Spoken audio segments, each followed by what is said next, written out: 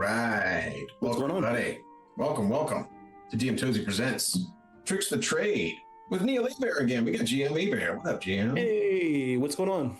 All right, today, as you can see, we are talking about Grim Hallow, which is a 5e 2024 compatible player's guide by Ghostfire Gaming. It is its own game. Like what I was reading, Neil, is that like, oh, you can just take this and play this.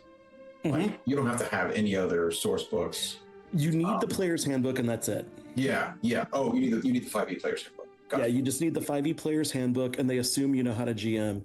But Right. technically, Grim Hallow, the one we're looking at, isn't officially out yet, Right. because it's going to be printed soon. But I was a Kickstarter backer, and they finished layout for the player's guide and the campaign guide. So I sent the player's guide over to DM Tauzy the minute I saw how cool it was. I was like, dude, you have to look at this, because I'm currently running Ghostfire Games Dungeons of Drakkenheim from the Dungeon Dudes, and in my in-person campaign, we're about to wrap it up. We're a little bit over halfway through, and I'm so happy with Ghostfire Games. I decided to go all in on Grim Hallow, and I'm very glad I did. And I think y'all are going to see why it's so cool throughout tonight's talk. Yeah, we're going to talk about like the lore. We're going to look at the maps. We're going to talk about a couple player options. There's a lot. There's subclasses for everything. There's like 4 subclasses for every major class and a new class. That's nuts. It's a Witcher. The new class is a Monster Hunter, but it's Monster Hunter. Yeah, so Witcher. Yeah. Which I'm like, I mean, the Ranger is this, but I get why you're making this. Yeah, an int-based martial character. Yeah, that's cool. That's just cool. That's what the game needs. It's not quite a warlord. It's almost there for me. Yeah. One of my games the other day, the players were like, oh no, it was Azure Sky. They were like, I was like asking someone for an int roll, and everyone's like, well, we're real dumb. And I'm like, that's D&D 5e in a nutshell. Everyone's real dexterous and gorgeous, and that's it. They're just young dumbs. Because there's not a lot of int, there's not a lot of justification to take int. Yeah. But unless you're a wizard. Yeah, I tried. Or now a Monster Hunter. I tried.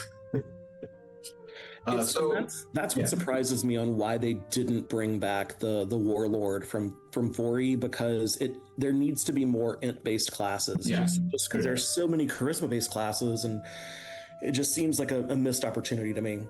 Yeah, I mean, I get it. They're trying to push the role playing, because when you're charisma, like, you're going to succeed in the role playing. But like, they just needed to push. I think Warlock could be like a choice between int and Ka. I know in Warlock and 4e, it was a choice between Constitution Warlock or Charisma. And Khan was a little bit underpowered, but I quite liked it. I thought it was much more interesting. Interesting. Yeah. All right. Well, so right away we have a dude who's hacking a beast to bits. And blood everywhere. And blood everywhere. He's got like a souped up Van Helsing crossbow and a badass rapier. And of course a badass grim knee buckle. I don't know what you call that, which looks pretty rad. So one of the abilities in the Monster Hunter class is eventually you can start hacking up bits of monsters and stitching it to your armor for bonuses. That's the thing. It's an actual thing in the game.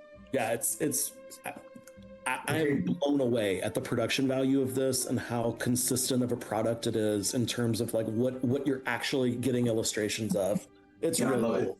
And then right away we have like a gorgeous map. This is a stunningly gorgeous map.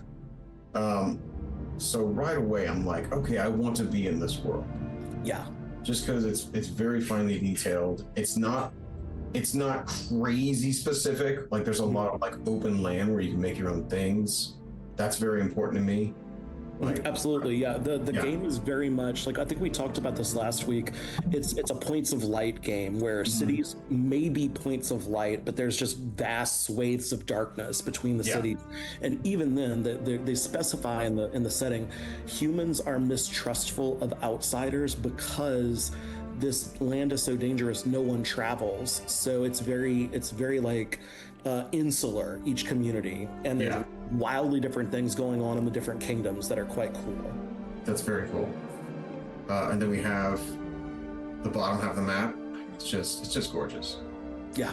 Yeah, I just want to know more about like all the different regions. I am going to read more of this now that I have this. I think that this is something you could write a very cool campaign in, and I think people would be very excited to both play in it and pay you to play in it. This is very rad. All right, we got the designers, table of contents. This is a lot. Look at all this. I want to talk about the heritages and traits. Like there's so much cool stuff that I texted you pretty much immediately when I got to one of the Eldritch heritages. I was like, this is so badass. Yeah. Yeah, well, yeah. I mean, I do want to, yeah. Well, let's get into like the basic look. Look, we got a bloodied angel. Yes. That when I saw that angel, I was like, it's like micro-targeted for me.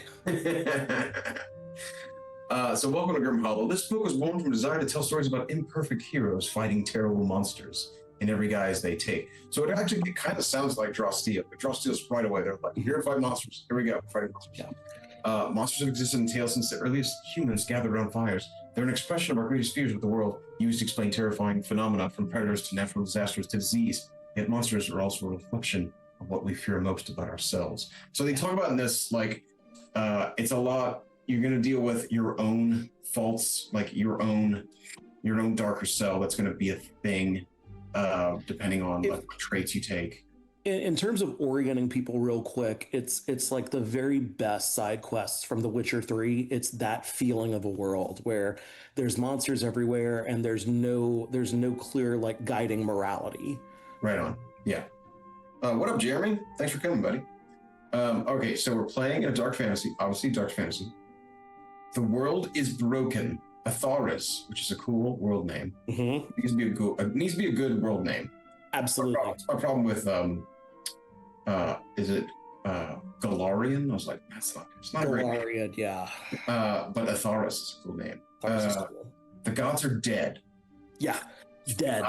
The gods are dead. Well, how did they die, Neil? How did the gods die?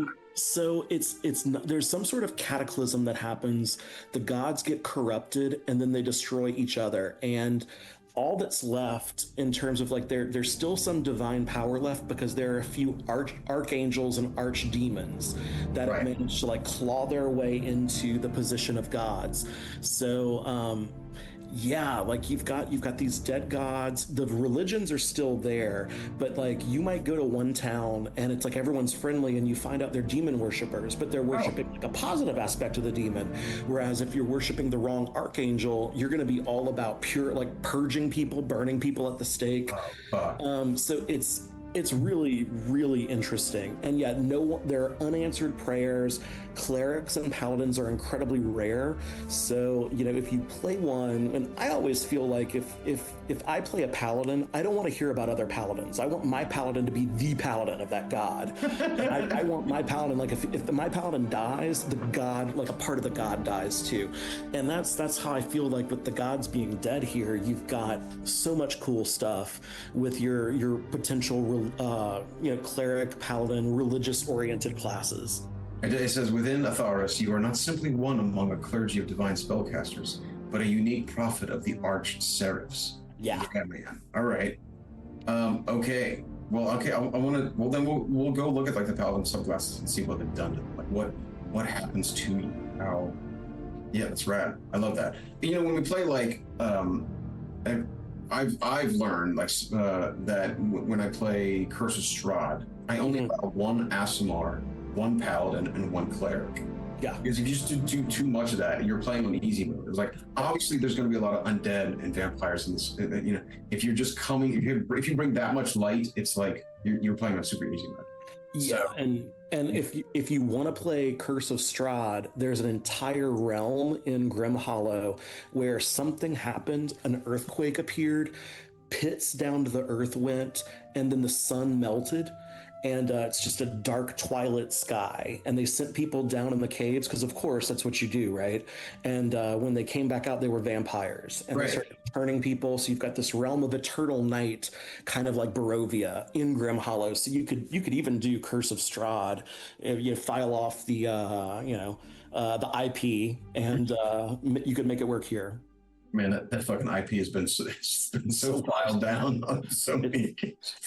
And it's like, speaking of the IP, my wife is like, she and her friends want to play D&D for the first time, and I'm like a pig in slop. I'm like, oh, I could do Fandelver, I could do Strahd, I could do this. It's like, I could do anything. Yeah. What I'll probably do is Dungeons of Drakkenheim, because I don't have to prep for that. But I think Strahd is. I think I love Tomb of Annihilation. I thought it was my favorite, but every time I go play Strahd, I'm like, man, this really is my favorite. There's not a point in Strahd where I'm like, this is kind of weak, because it's been done for so long that it's been finely tuned. So I, as a DM, and I recommend it to people who like, if you just read it, you're 90% there, because it's such a well done campaign. In any event, magic is mistrusted. yeah. Okay. All right. Because think these people are peasants. They're peasants, and if you go out in the woods, you get killed by wolves or these horrible things. There, in one of the lands, there's a thing called the Beast that lurks, and its sigil is a deer with 20 horns. So it's kind of a Lovecraftian entity. But yeah, like in a world like that, the people who do magic are the ones who corrupted the gods, if I'm not mistaken. So the magic users ruined everything. Have you seen, by the way, The Ritual? Yes, and it's, God damn, I love that movie. it's such a good movie. That is such a good movie. Now, this is off topic. Did you go see Weapons? I have not seen Weapons yet. I need to go see Weapons. It's life affirming. My wife and I are obsessed with horror movies, and the only movie this year I liked better than Weapons was Bring Her Back. And at the end of Bring Her Back, we were just standing in the parking lot in West Monroe, and my wife is just sobbing, like, she's like, I felt so much. I felt things. And it's like, I gotta watch it. it's really good. I gotta watch it. Shit. All right, there's so many things I gotta watch. There's not enough time. There really isn't. I watched season 2 of Andor, and I was like, they did it again. Like, it's so good. It's so good. I know. I want to see the new Alien series. I've been told it's amazing. Also, the Alien RPG from Free League is supposed to be really good too. Oh. And I have some Free League games, like I have Forbidden Lands, pretty much all of Forbidden Lands and The Walking Dead from them. They're very good games. But yeah, it's like when I read about the Alien stuff, it's like, I don't want to play this. I want to read this. Yeah, I mean, sometimes that happens. I'm kind of feeling it with this right now. I'm like, I need to read all of this. Dude, I've read 220 pages in the last 3 days. And like, on top of, I'm reading a novel in addition to that. So like, and I'm like, I started a novel 3 days ago, and I'm like 65% of the way through that. So that's how obsessed I am with this. This is very high quality world building here, and I'm not a fan of published campaigns for the most part. I've never gelled with D&D published campaigns, except for the Forgotten Realms novels. Obviously, I grew up with those, and I thought Dark Sun was quite interesting. But everything I've seen from the Ghostfire people, it's like they're just hyper focused on what I like, and I don't know if people are interested, but Ethereal Expanse is their third big setting, and it's the astral sea is solidified magic, and you're on a boat sailing the astral sea looking for new planes of existence. They just did a Kickstarter for a 13 level campaign of that, written by the guy who wrote Tomb of Annihilation and the Wild Before Witchlight as the lead designer. Okay, I'm gonna get it. All right. My wife is asleep. She won't watch this because it's about D&D. I dropped 160 on it. I was like, I'm a big baller. I'm gonna get it. I mean, once I do want to finish. I do want to finish redesigning Rime of the Frost Maiden, because there's so many issues with it that I have. God, I bought it. I wanted that game to be so awesome, and it was just like no one. So my players, all of my players are just like, they're just deadbeats. They're just horrible people, and they play D&D just to feel something. So of course, like when we did Rime of the Frost Maiden, they picked the stupidest village, the inbred village in 10 Towns. And the game doesn't tell you in the adventure that it's like, don't pick this adventure because it's not CR1. Like, right? No, they don't do that. Yeah. It's notorious because Tomb of Annihilation doesn't have any level 1 through 5 stuff, and then Rime of the Frostmaiden has way too much level 1 through 5 stuff, and some of that 1 through 5 stuff isn't 1 through 5 stuff. Yeah. So you kind of have to cultivate it. You have to get some heavy hand in there. Otherwise, it's just gonna be a nightmare. Yeah, I was very disappointed with Rime of the Frostmaiden. My wife was like, "Oh, you love the Drizzt novels? I'll get you this. It's a good gift." And you know, like it looked awesome. But then when I ran it, I was like, now the second part and the third part looked awesome, but that first part where you're going around 10 towns, it just was not fun. I mean, yeah, no doubt. Yeah, I think I have some work ahead of me to reread it and recultivate it. But I just love the spine of the world. I love that area. All right. You are the hope within the darkness. Well, that's always nice to hear. Well, obviously, that's why I play. Yeah, exactly. Yeah. I do tell that to like people who try to join Curse of Strahd. I'm like, I know the temptation is to be like, I want to play a vampire. Right. Oh, it's a hat on a hat because there's so much grim awfulness in this world. Mm-hmm. Just be the light inside this world. Doesn't mean you can't be silly. Like they actually encourage you. They're right to encourage it. Like it's okay for them to make silly characters for a gothic horror campaign. Mm-hmm. You actually want some of that levity every now and then. Yeah, I mean, no one wants to be like unremittingly grim. But before we got on, I talked with Mike about Shadow of the Demon Lord, which is an offshoot of D&D. I don't know if it's an offshoot. I think they used the 3rd edition open game license to develop it, but it's sort of like if Warhammer Fantasy Role-Playing from the 90s and D&D had a baby. Mm-hmm. And it's similar to Grim Hallow, but where Grim Hallow is kind of like mature with its darkness. I found some of Shadow of the Demon Lord to be a bit puerile. It was like, here's some body horror stuff, and that's going to gross you out. Whereas what's going on in Grim Hallow, it's genuinely unsettling. Some of it, the lore is quite interesting. I mean, look at this picture. Yeah. Oh, you know, in other fantasy settings, you just kill the dragon, you'd be feeling pretty good about yourself. This picture, they're not feeling good at all. No, this elf has seen some things, and she's not happy about it. This dwarf is perhaps a little bit too broken as a creature. He looks like something bad has happened in his backstory. Yeah, and this ranger over here is just too old. He just shouldn't be here anymore. But I mean, they took it out. They did take it out. Oh, that's a good picture. I mean, look at her eyes. She's gone. I mean, if they're the hope of the world is not going to be chill. But that's the cool thing. Like, all this stuff needs to be dark because our characters are going to be the light in the dark. Yeah. But then you can also take some heritage and traits that might, make things more interesting. So they do a cool thing. They kind of deconstruct heritages so that you can kind of just pick and choose between the different heritages. And they're straight up, they're like, in D&D 2024, different heritages give you different ability bonuses. We say ignore that and just give yourself whatever ability bonuses you want, because you can, it's at this point, it's like, whatever. But yeah, I was very impressed with that. I thought that was quite cool. And they do have options there if you want to still stick with this heritage gives you this stat. It's still there. They're like, look, we're going to give it to you if you want it, but we encourage you to ignore it. Yeah, I was really pissed that 5e, that 2024, still stuck it with backgrounds. I'm like, why did you do this? You were almost there. Like, you were almost at the goalpost. Get rid of all this stuff. We don't need it. You just don't. Do the interesting things, like a dwarf's stone cutting. That's interesting. An elf's weapon familiarity is interesting.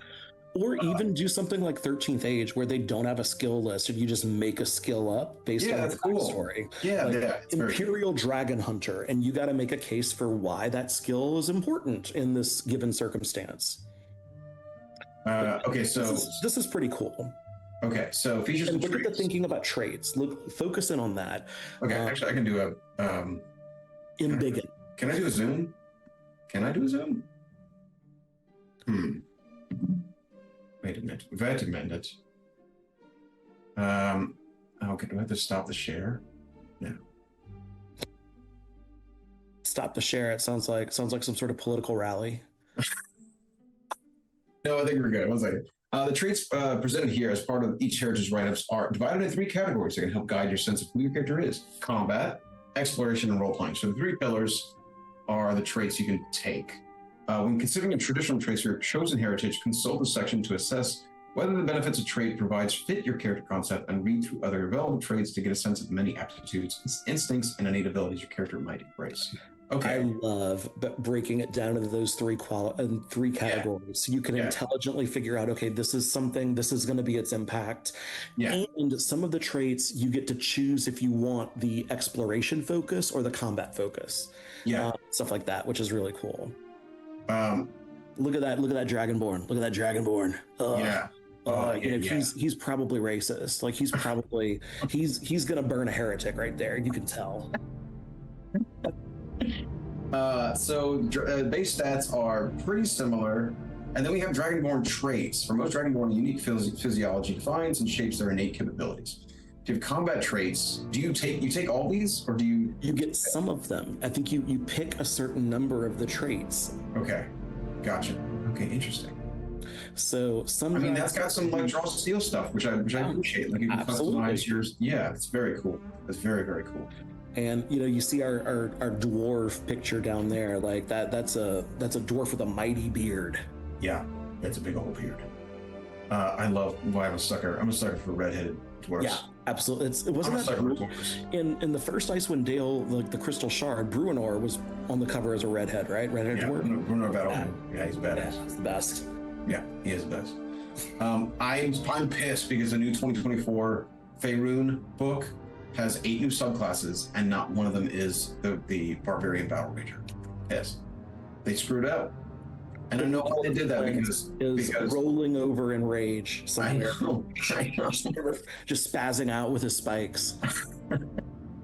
Those are the best. They're the best. They're best class ever. You know those. Someone who just doesn't have weapons, and they just hug you. They hug you and just rip you to shreds with their armor. It's like uncool epilepsy. It's so great. It's so great.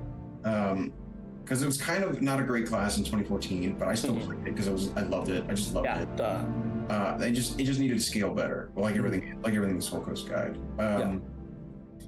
All right, cool. This is very cool. So it's got so this is like the way games are being designed now. Like you need to customize this kind of thing, and it's a much more mature take on it rather than you get a +2 to this. And like the cool thing about this is like the elves here, they're not shorter, they're the Tolkien elves. They can be taller if you want them to be taller.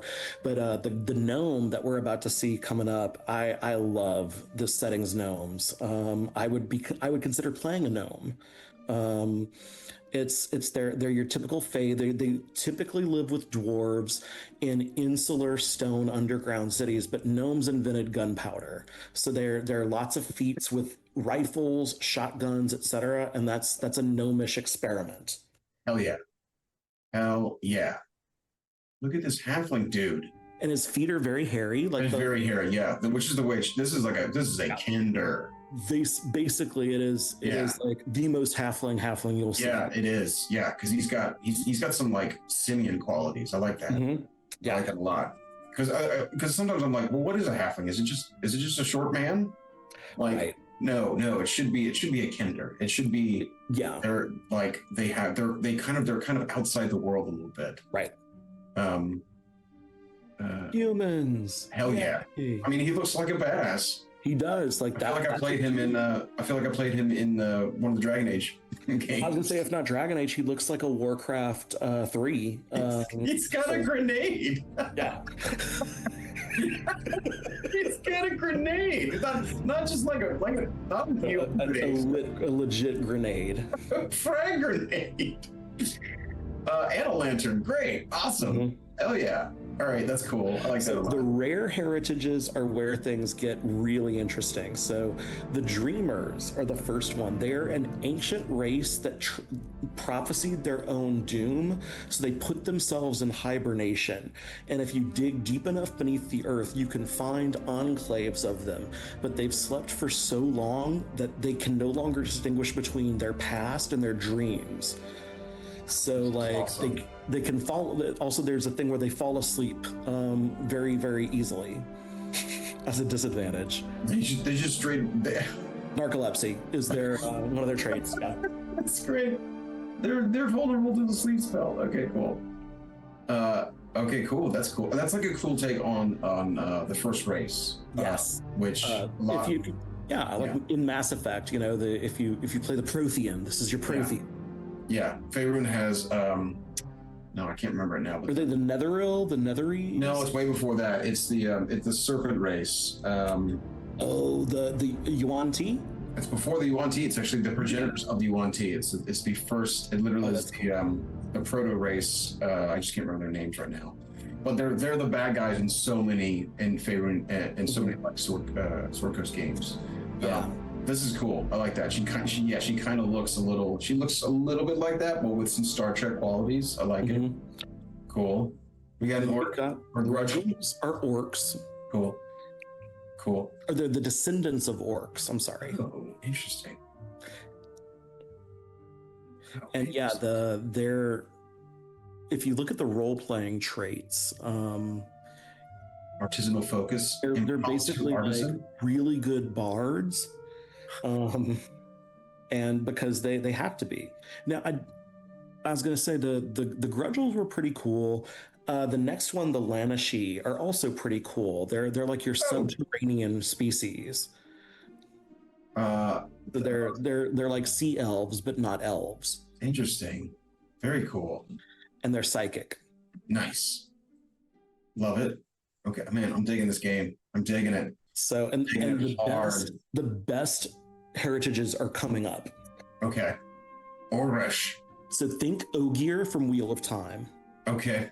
But they basically, they're driven to live alone because they eat so much. So you'll have one Ogresh in a village, and it'll eventually weigh 800-900 pounds. Because it takes so much of a community to feed it. But yeah, the Ogreshes are really good at communicating and like persuasion. I love it. He's got I'm thinking like Dark Crystal. Like he's got that kind of like almost like, Muppet face, which is like he's also like out of the world. Like he's from a different place. I like it. All right, Eldritch heritages are where this stuff goes crazy. Well, cover range of folk shaped by magical intent, unnatural power, with a touch of ancient curses. Almost universally, folk of these heritages are fated to make their way alone to a troubled and dangerous world. So basically, the accursed are if you're the victim of a curse that made you animal-like in some way. Yeah. So, and there's a line that says, accursed are the catch-all for unique characters who don't fit into another heritage but can still fit in a Grim Hallow. Gotcha. And then we have Arisen, we have our Undead. Revenants, yeah. Cool. Yes. Excellent. Awesome. Yes. Dump here. Yeah. Okay. Your half vampires, of course. Of course. You need them. Gotta have them. God, man. Vampire Hunter D. You haven't seen Vampire Hunter D. You gotta see it. Yeah. It's so good. The voice acting alone, just so good. This next one is awesome. What the fuck? This dude's half there. There is a wizard city, and something went wrong around the time when the gods died. I think the city's called Ulmer's Gate, and basically they wiped themselves out of reality, and now they've reappeared, and they're partially incorporeal. Fuck, what? Yeah. So this was like, it was the mage's city where anyone could study to be a mage, and Yeah. So eventually they all disappear, and then at the top, years later, stories began to surface of frightening apparitions sighted in the region where Ulmir's Gate once stood. These haunting folk seemed oddly blurred or indistinct. Witnesses reporting that they would vanish as suddenly as they appeared. Gradually, it became clear that these poor souls were the survivors of the ethereal rift, now trapped between worlds and trying to retain their tenuous grasp on the material plane.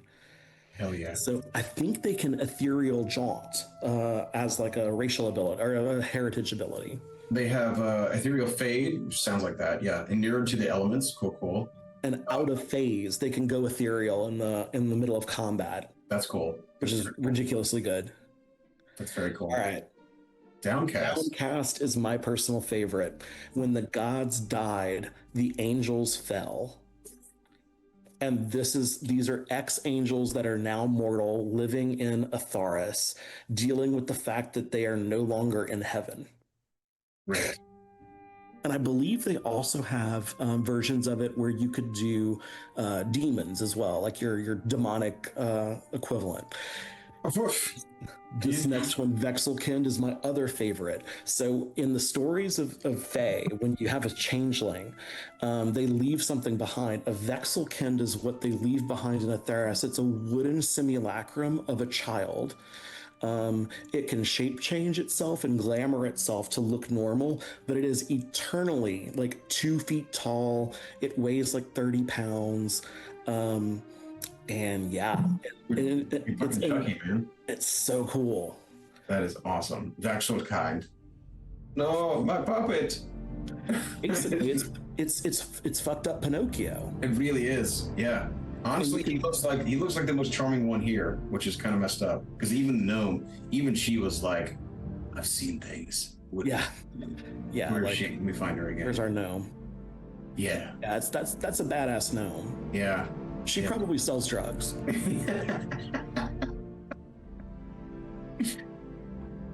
Let's keep going. These are awesome. These are great. So the Wolven are people who are descended or partially like descended from lycanthropes. Gotcha. Not to be confused with the accursed. Right. Not to be confused with the accursed. And by the way, for people listening, if you're still listening to us, there's also monstrous transformations later in the book where you can become D&D monsters. And it's a system you pile in on top of leveling that comes with benefits and penalties. So you can be a Wolven who gets infected with lycanthropy. Your wizard can turn into a lich throughout the game. You can even become an ooze, which is my least favorite, but it's pretty horrifying. Okay, we have heritage traits here. Yeah, and you can see there's tons of different traits, and they're all defined. I'm sure when this goes live on D&D Beyond, I'm wondering how they're going to do this, since a lot of the traits are disconnected from backgrounds, or can be disconnected from backgrounds. But I know with D&D 2024, one of the things they had trouble with is adding 2014 style subclasses. I've also heard they have trouble adding in new classes, but at the same time, I think they've gotten some original classes on there, right? Like that you can pay a couple bucks for on D&D Beyond, and you get like a critical role class or something like that. Oh, you mean like just extra classes that you have to? I mean, you have to have the books. You have to have the books, but I want to say there's like a new core class on D&D Beyond that they got from Critical Role or something like that. So I'm hopeful that when this stuff goes on D&D Beyond, we'll be able to get a Monster Hunter. Because that Monster Hunter is pretty cool. Yeah, that'd be rad. That'd be rad. I mean, already my players are starting to itch. They want some more options, so I'm like, okay, we need to open some stuff up. But there's some more books. There's some new crazy fun subclasses. My favorite so far is the Arachnid Stalker. You can play Spider-Man. Oh, that's awesome. Yeah, as a rogue when rogues need help. All right, so here we have all the traits. So artificial form. You were made, not born.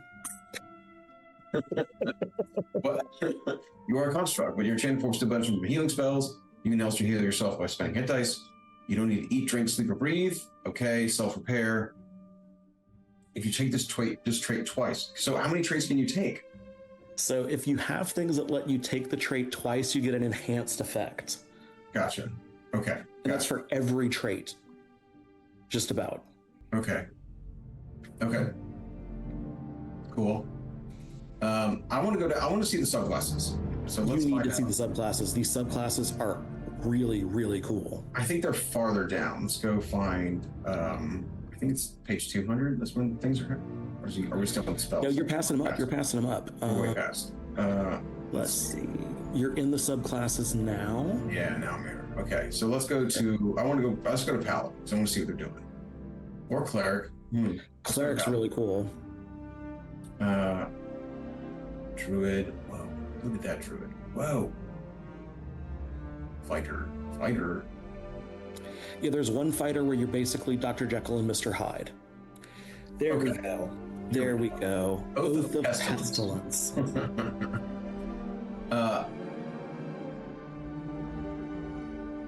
Most paladins and authorities are beholden to an ideal rather than a higher power. Yeah. There's to spread disease, ruin, to root out and destroy heretics, or to kill for the simple love of bloodshed. Oh, God. Yeah, these are not good paladins. No, they're really not. Okay. But they're great paladins. Yeah, they are. They're great. Yeah. Debilitating fever. Okay. Uh-huh. It. Aura of rampant sickness. Okay. You emit contagion and virulence. Oh, God. Oh, God. That's kind of cool. Yeah. The Oath of Slaughter, if you just like to kill things for the joy of killing.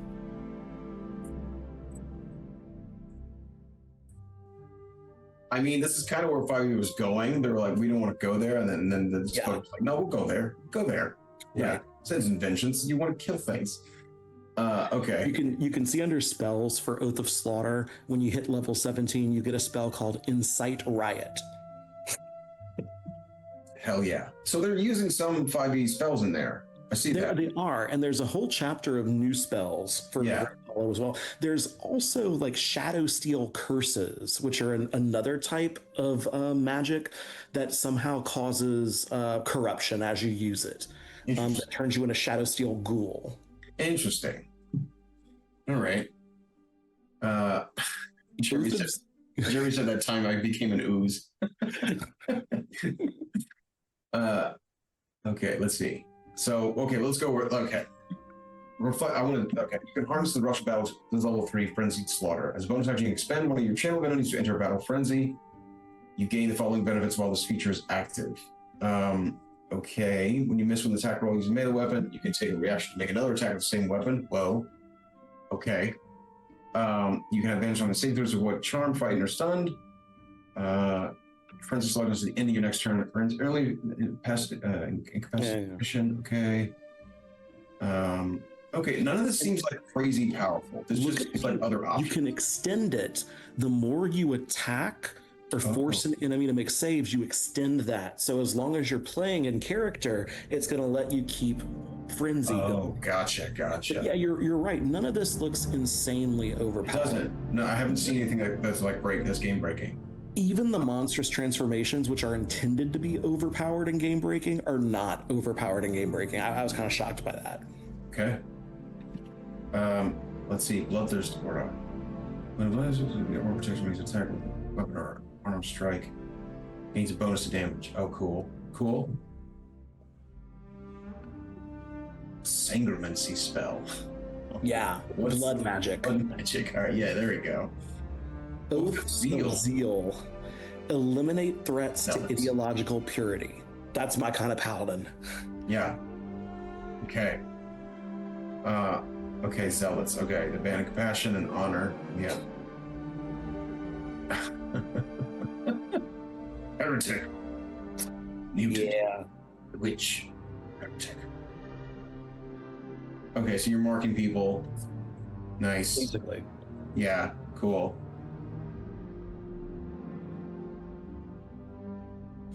Yeah, I think sorcerer. Okay. Yeah. I was going to say, if you want to know more about Sangromancy, I think there's a sorcerer class, but it's basically Baldur's Gate style or Dragon Age style blood magic. Right.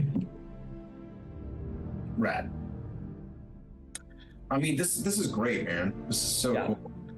I mean, I know my players are going to lose their shit when I send them these books. I'm like, yeah, look through the subclasses, see if you like anything, because I've got my in-person Drakenheim game. Half of it is people that have never played D&D before, and the other half are just like hardcore. Go to the gaming shop every Wednesday night, pay $10 to play D&D every week with the shop's GMs.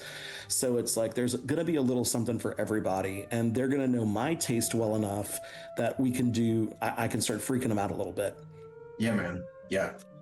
Ooh, rogue subclass. Highway Rider, yeah. Basically, for rogues. the rogue stuff is like because there's bandits everywhere. So Yeah. here's a way to be a bandit. Yeah, yeah.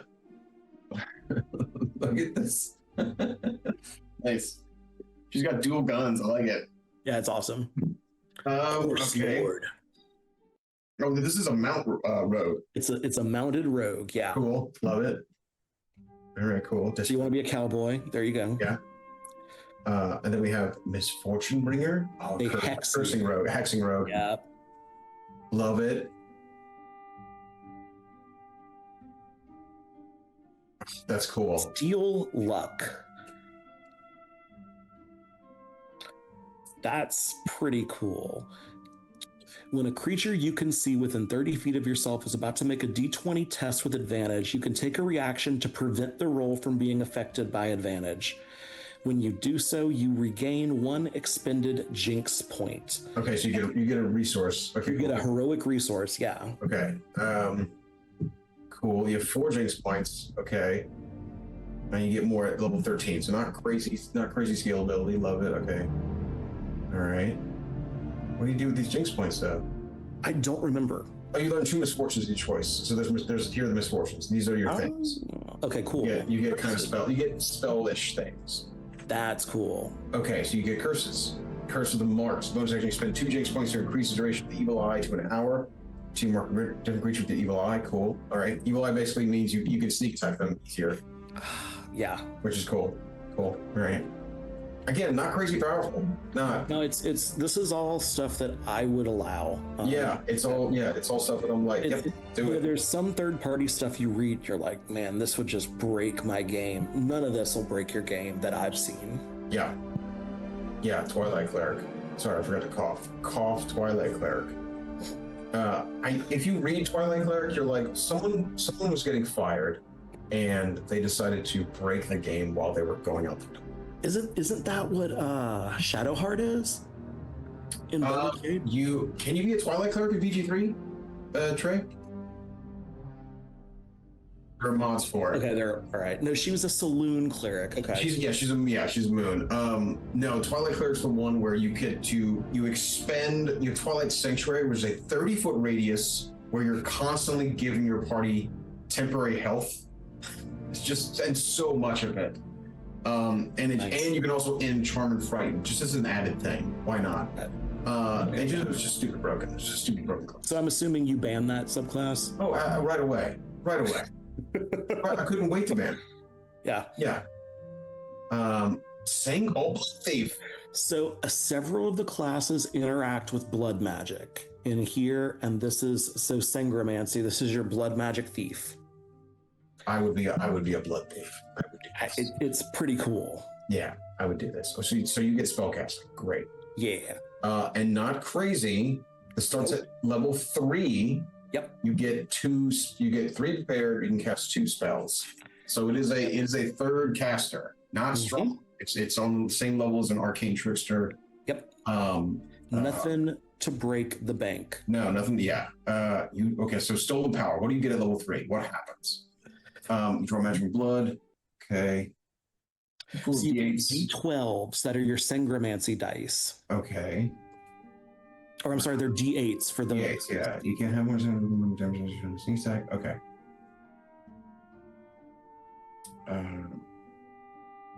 Interesting. Oh, you get to spend. This is a resource you spend instead of your own blood. Yeah, but you can spend while you start spending your blood. Gotcha. Gotcha. Okay, cool.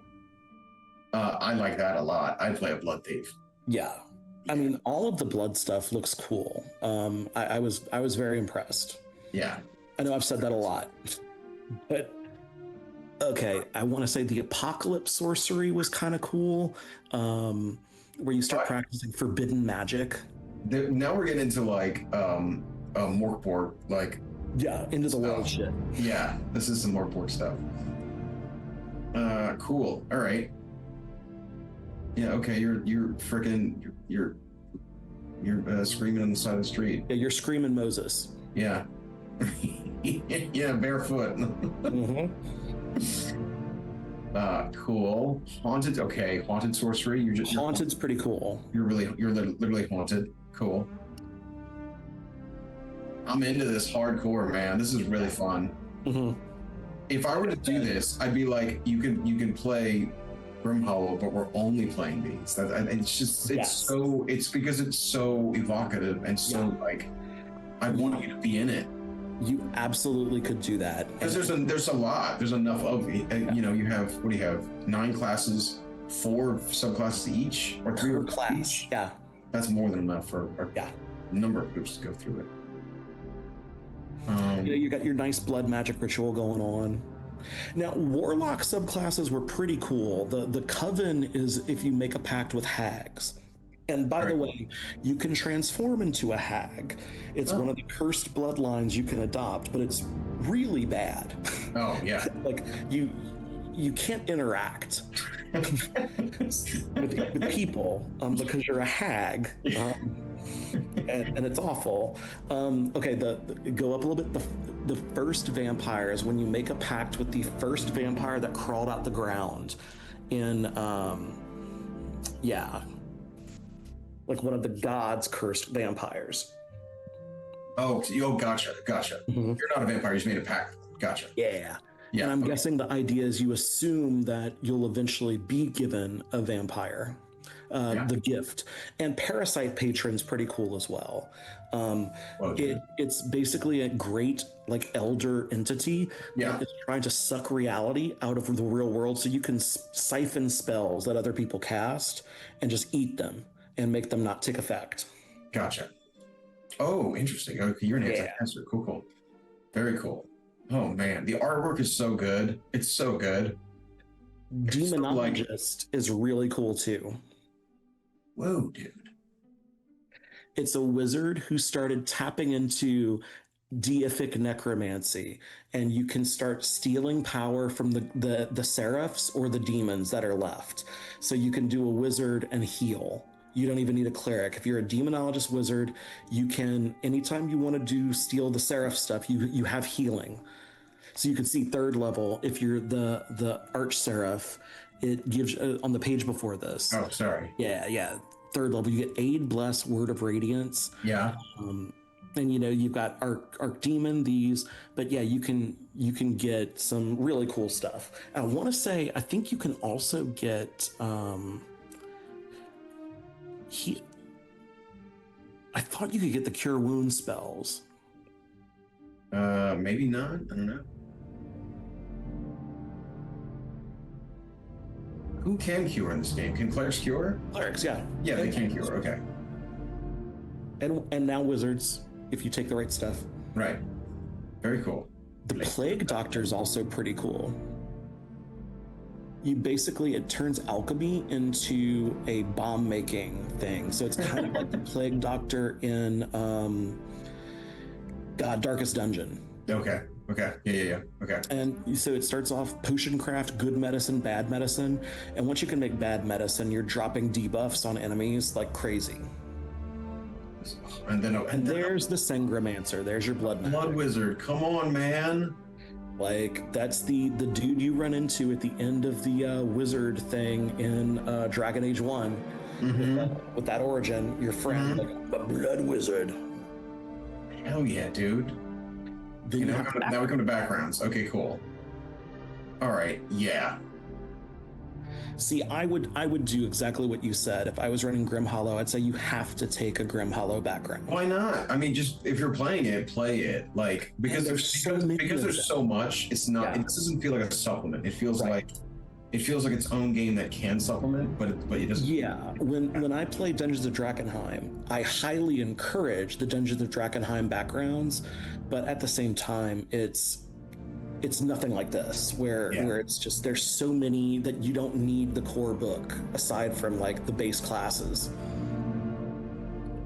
I think if I did this, and there's a very good chance I would do this, if I get like I would definitely do that. I'd be like, we're just playing with the Grim Hallow. Mhm.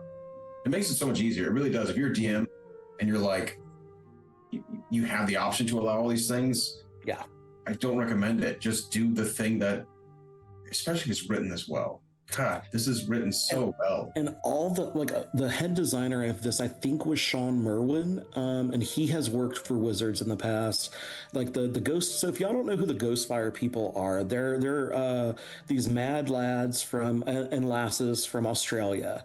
They are the people behind the Eldritch Lorecast, which is probably my favorite of the D&D podcasts that comes out every week. And just they've established such a high level of quality for their materials. And they very much tend to hire established people in the RPG industry to make sure that the design is going to be top notch. Maybe Abraham, we were talking about what would Abraham Lincoln be for his background. Maybe he would be an antiquarian. That could work, yeah. Disgraced raider. A disgraced raider. Yeah, so one of the northern countries is Viking land, and so your background is you failed to do well on a raid.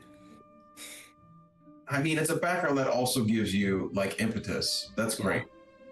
I mean, I forget if it was on your Discord or someone else's, where they said that the purpose of a background or a backstory is to make you say yes to adventure. Like Disgraced Raider is very much that.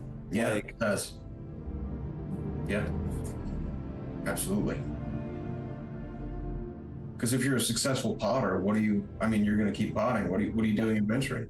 Right. Like you're a disgraced raider, you got a chip on your shoulder. If I was a wizard, I would just sell potions of suggestion with the suggestion buy more potions, and that would be my business. I wouldn't need to adventure. That's what I would do. Yeah. Make them taste good, maybe make them alcoholic or something, but I'd basically be a fantasy drug dealer, and I'd be very comfortable with that.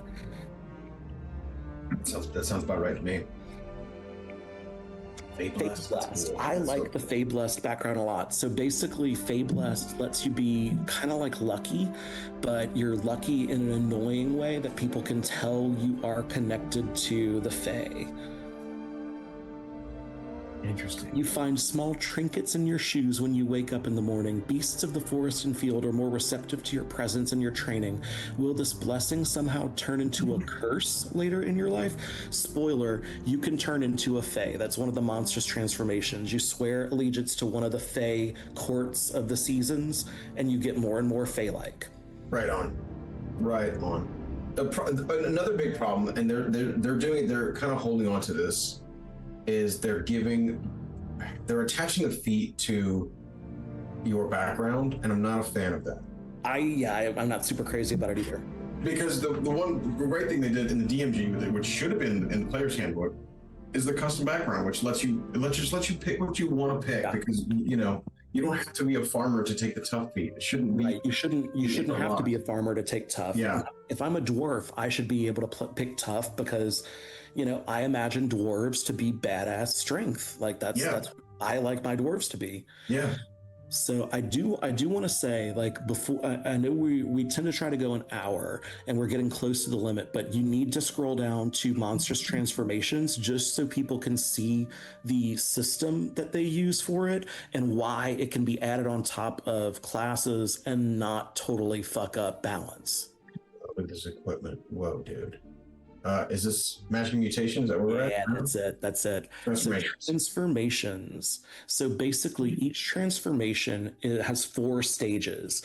And the deeper you get into the transformation, the more flaws you get associated with the archetype of that you're transforming into.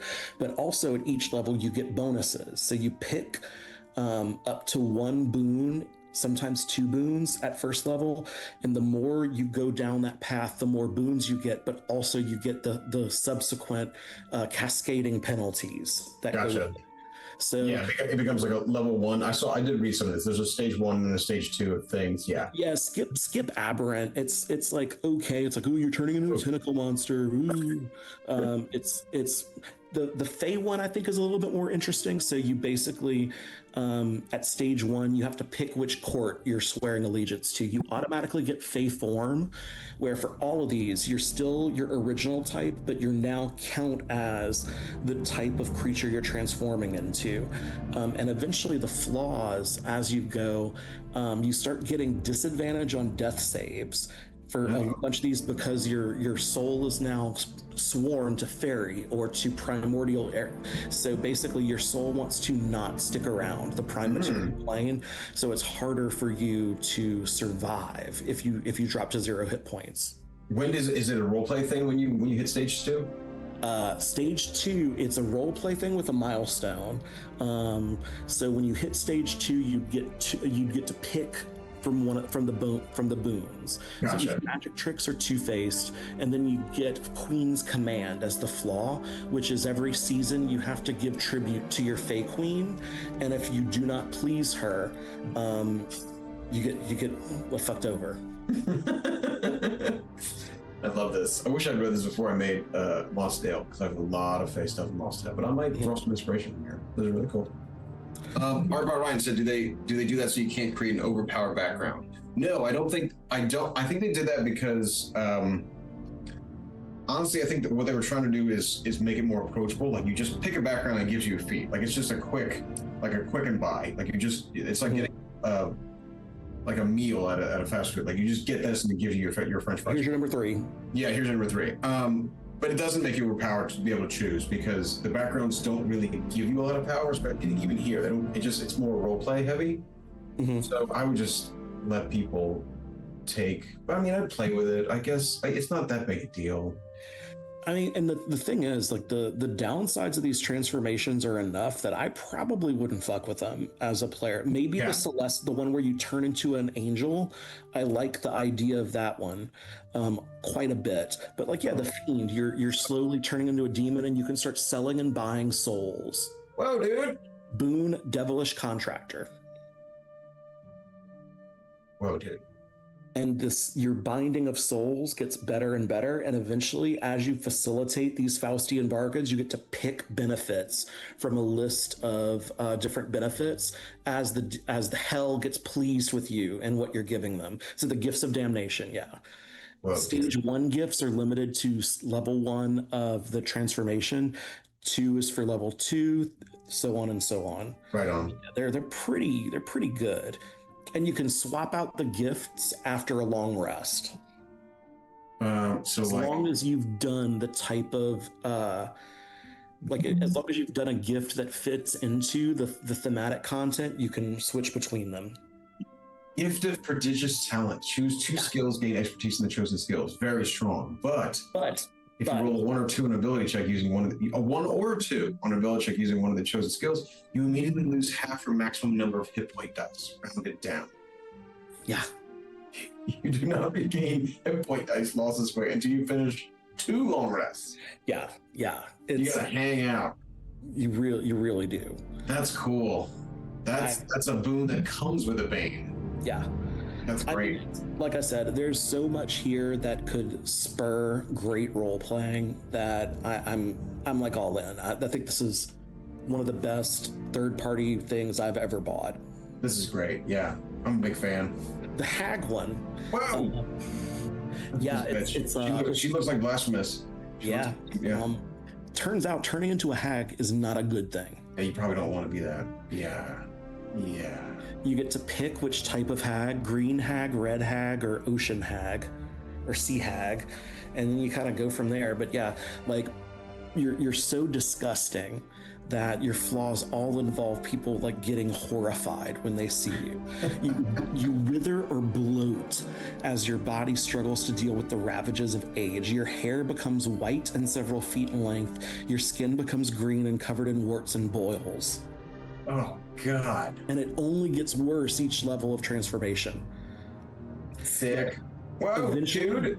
Yeah, you can make a 3-headed chicken as your make them, and that is one of your boons. You can also make some sort of eye, like an evil eye that you can look through. The Lich one's okay.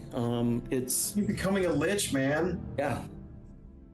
Thank you for the sub, someone. Appreciate that. Very much appreciate that. If you're watching, we're checking out, just a refresher, we're checking out Grim Hallow, which is an awesome source book. Really, really rad. I'm hanging out with GM Hebert right now. Hey, and I don't know if we're supposed to be showing this. No, I mean, whatever. No, that, But it's like they're we're on like, Twitch. please don't show it, please. Like, all we did is suck your dick about how fucking great the product is. Like, come on now. I think they'll be all right. I think they'll be okay. Yeah, like we've shown a lot, but Yeah.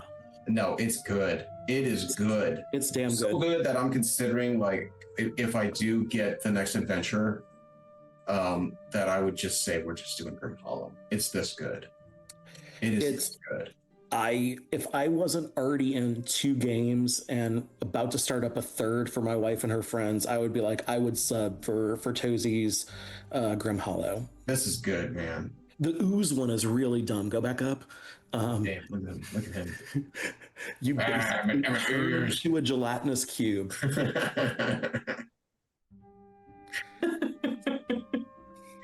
I might, Ryan. I might. I mean, the great thing Yeah, is you could even use these in your own adventures as a curse for some of the stuff you. Yeah, you can. You absolutely can. Yeah, I mean, it is a supplement, so you can use this to supplement. But there is no, like, when do you reach the next stages? When does that happen? So okay, lycanthrope achieving. Here we stages, go. achieving, and each of them has a suggestion. Right, So another it's trigger. basically a milestone system for your transformations, and they give you sample things that would count as the milestone for that. A bunch of them are like sacrifice this person to a demon or do something really, really evil. Yeah.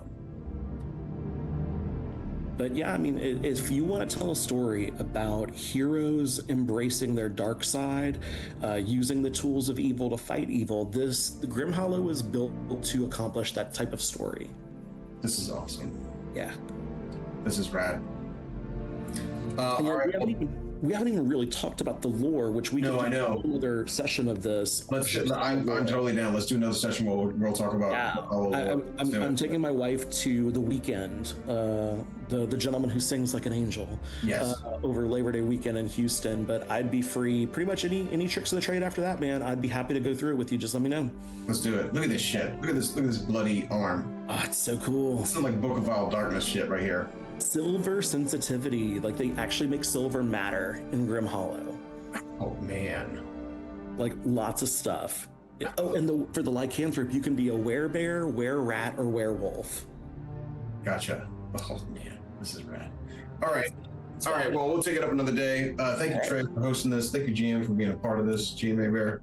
Hey, no All right, problem. everybody. We'll see you in, I don't know, hopefully maybe this week or next week or maybe 2 weeks. We'll do this again. Yeah. All right, guys. Y'all have a great night. Peace out. Have a good one, guys. Peace out, everybody.